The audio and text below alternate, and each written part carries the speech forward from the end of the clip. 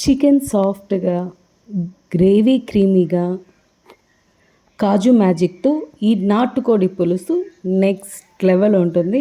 చపాతీతో, బగారా రైస్తో, వైట్ రైస్తో, ఏ రైస్తో అయినా ట్రై చేయొచ్చు. ఈవెన్ సూప్ లాగా కూడా చేయొచ్చు. చూస్తున్నారు కదా గ్రేవీ ఎంత థిక్గా క్రీమీగా ఉందో. చాలా సింపుల్గా ఎలా చేయాలో, ఇంట్లో హోటల్ స్టైల్లో ఎలా చేయాలో చూసేద్దాం ఈ వీడియోని. దీనికోసం ఏమేం చేయాలో వీడియోలోకి వెళ్ళిపోదాం. చికెన్ని ముందుగా 3-4 టైమ్స్ బాగా వాష్ చేసుకొని అందులో కొంచెం అంత పసుపు, హాఫ్ టేబుల్ స్పూన్ అంత పసుపు, టేస్ట్కి సరిపడా సాల్ట్, 1 స్పూన్ అంత అల్లం వెల్లుల్లి పేస్ట్ వేసి ఈ స్పైసెస్ అన్నీ దానికి బాగా పట్టేలాగా బాగా కలుపుకొని ముక్క మునిగేమైనా వాటర్ యాడ్ చేసుకొని దీన్ని మీడియం ఫ్లేమ్లో 2 విజిల్స్ వచ్చేలాగా పెట్టుకుందాం. ఇప్పుడు మసాలాకి ఏమేమి కావాలో పిక్చర్లో చూపించినట్లు ఆనియన్, టమోటా, కొబ్బరి, మెయిన్ కాజు, షాజీరా, చెక్క, లవంగం, యాలకులు వీటన్నిటిని తీసుకొని వాటిని ఆయిల్లో సిమ్లో బాగా మంచి కలర్ వచ్చేంత వరకు బాగా వేపుకోవాలి. మెయిన్ ఈ గ్రేవీకి ఇదే మంచి టేస్ట్ని తీసుకొని వస్తుంది. కొబ్బరి కొంచెం తీసుకోండి, కాజు ఎక్కువ తీసుకోండి.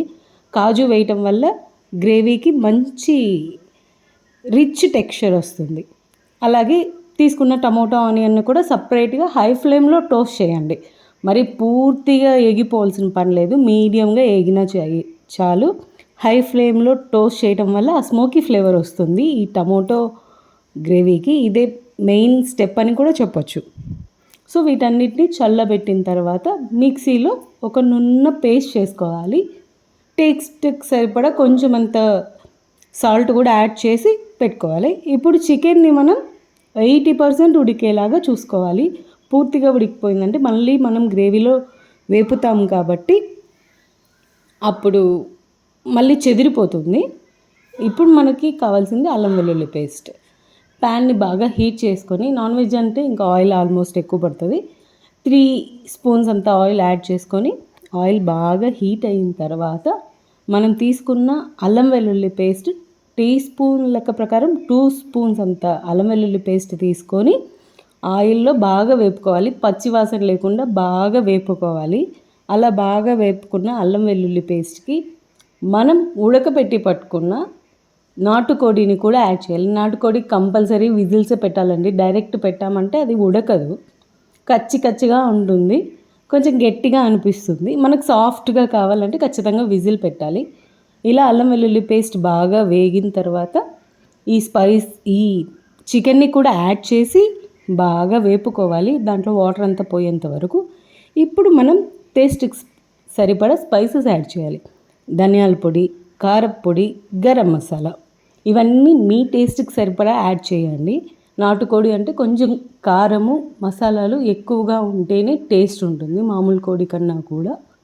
కాబట్టి వీటన్నిటిని యాడ్ చేసి సిమ్లో ఒక 5 మినిట్స్ వేపుకోండి పచ్చివాసన లేకుండా.